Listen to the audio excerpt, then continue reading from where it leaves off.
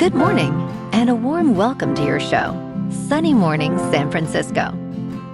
I'm your host, Melissa, and it's Wednesday, June 24th. You'll be interested to know, 79 years ago, today in 1947, a local pilot reported seeing a formation of glowing, disc-shaped, unidentified flying objects over the desert, sparking widespread public fascination and vivid eyewitness accounts. That sighting became a defining moment in popular imagination, fueling scientific curiosity, earnest governmental inquiry, and a lasting cultural conversation about the possibility of visitors from beyond. So now you know. And now, it's time for the Surf Report. Wednesday at Ocean Beach. This morning it's looking choppy with waves at 3+ feet. Conditions will remain similar through the morning, with winds shifting from onshore at 7 miles per hour to onshore at 10 miles per hour by noon. Expect the swell to build slightly in the afternoon, reaching 3 to 5 feet later on. Best time to ride is at 6 a.m. with a 2-foot incoming mid-tide when the south-southwest swell is 1.5 feet at 18 seconds, and the onshore wind is 7 miles per hour. The first high tide on Wednesday will be 3.5 feet at 9:30 a.m., followed by a 2.5-foot low tide at 1:45. The nearshore buoy in San Francisco Bar reads 61 degrees for the water temperature. Choppy conditions persist with waves ranging from 3 to 4+ feet on Thursday, accompanied by southwest winds around 9 to 12 miles per hour. Friday sees similar sizes, but with slightly reduced height, dropping to 2 to 4 feet, while winds remain choppy at around 17 to 19 miles per hour. Expect a notable increase on Saturday, with waves building to 4 to 6 feet, though conditions remain challenging due to gusty winds, reaching up to 26 miles per hour. This morning, there's patchy fog, and it feels like 57 degrees, with 7 mile per hour wind. The sunset will take place at 8:35, and it will rise again tomorrow at 5:49. It looks like we're in for some mostly cloudy skies today, with a high around 60 and a mild breeze. Tonight, expect continued mostly cloudy conditions, with a low of 56 and light winds picking up a bit. Looking ahead in the weather, Thursday will be mostly sunny with a high near 58 and a west-southwest wind of 8 to 15 miles per hour with gusts as high as 22. Friday and Saturday stay mild with highs around 60 and upper 50s and partly sunny to mostly sunny skies, while nights dip to the mid-50s. Sunday turns sunnier with a high near 62 and patchy fog possible overnight into Monday, with lows near 54. Bonjour, food enthusiasts. This podcast is brought to you by Versailles Cafe and Pastries in Encinitas.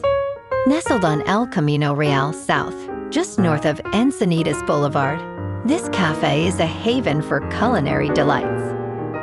Indulge in their amazing Eggs Benedict or their gluten-free crepes. You can grab a panini for lunch or just breeze on through to get your morning coffee. They are open every day from 8 to 5. So stop on by and don't forget to tell them Sunny Morning sent you. In local news, San Francisco's homelessness response systems are facing criticism from a recent report by the civil grand jury, which highlights a lack of effective outcomes despite increased funding and political attention. The report states that homelessness in the city is growing faster than it is being resolved, with nearly 8,000 individuals experiencing homelessness and a troubling 14.3% decline in those exiting the system to stable housing. Jurors emphasized the need for improved oversight and data integration to better support vulnerable residents, urging a shift towards delivering more housing units rather than merely fostering community organizations.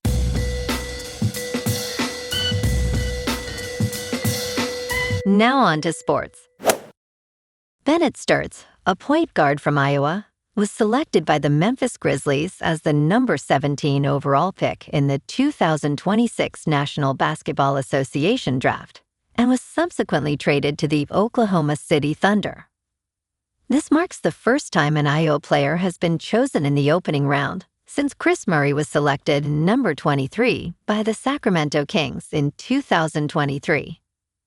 Sturtz, standing 6 feet 4 inches tall and weighing 190 pounds, played a crucial role in Iowa's historic March Madness run, averaging 19.8 points and 4.4 assists per game. As he begins his professional career, fans are buzzing about his arrival in Oklahoma City.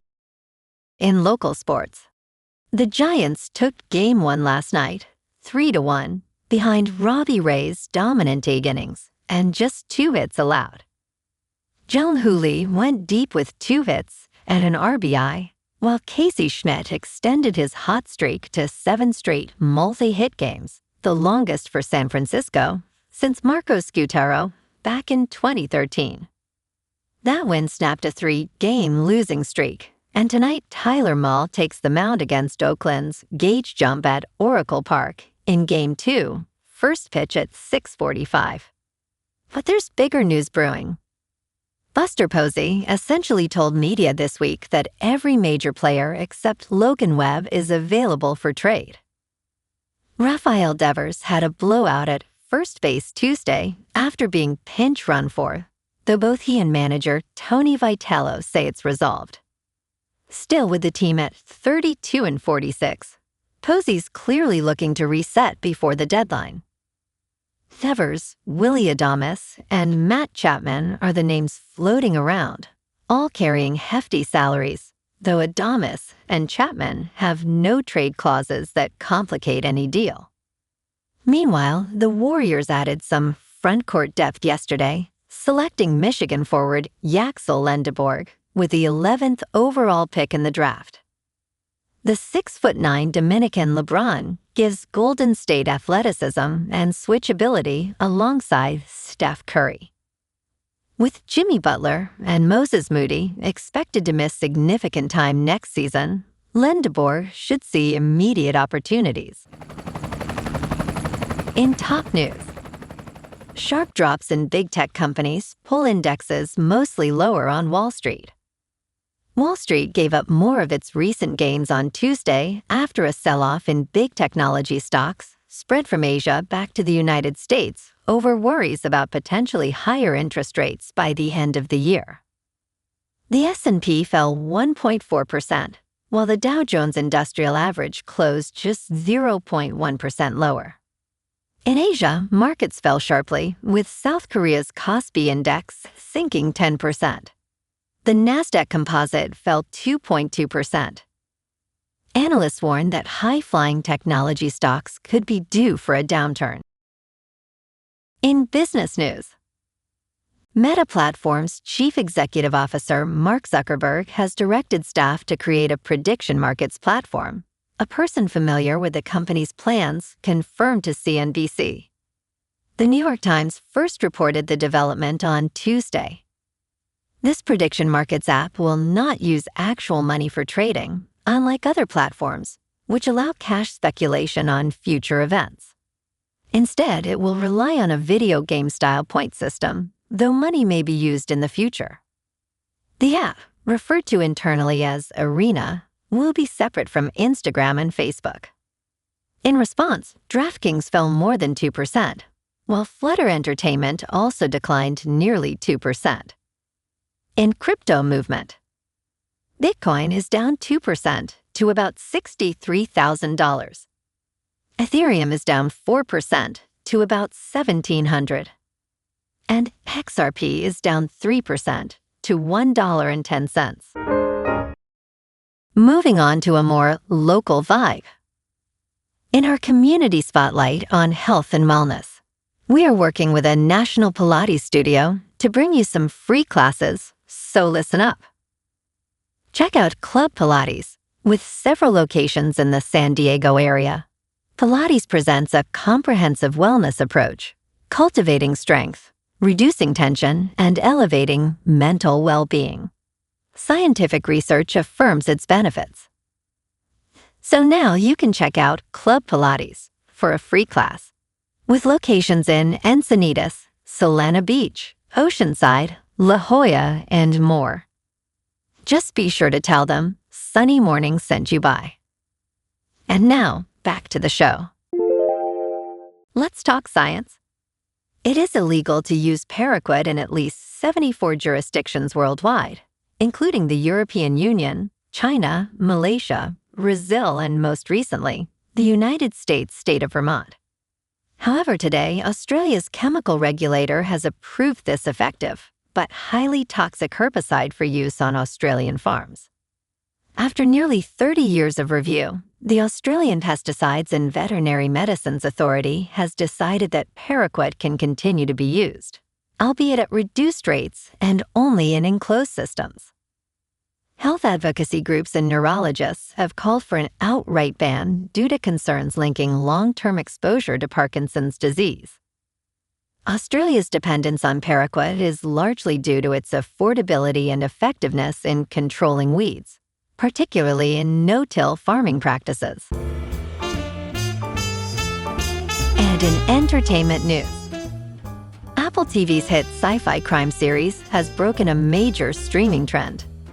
The past few months have been stellar for Apple TV, cementing its status among tough competition. With shows like Shrinking, Monarch, Legacy of Monsters, and Your Friends and Neighbors, the streamer has delivered hit new seasons. The latest, Sugar, led by Colin Farrell, made its anticipated Season 2 debut on June 19th. The series has garnered a perfect score on Rotten Tomatoes, with critics praising it as Apple TV's best detective series. Colin Farrell expressed a desire for 4 or 5 seasons, as fans eagerly await news on a potential 3rd season. Well, alrighty folks, it's time for the quote of the day. And today, our quote comes from the American science fiction writer Ray Bradbury. And he said, "We are an impossibility in an impossible universe, reminding us of the endless curiosity and wonder that drive our exploration of the unknown." And that's a wrap for this morning. You can check out our Instagram, YouTube, and TikTok for some captivating aerial videos with local news and the surf reports. Have an amazing day, my good friends. We'll see you tomorrow with another episode of Sunny Morning San Francisco.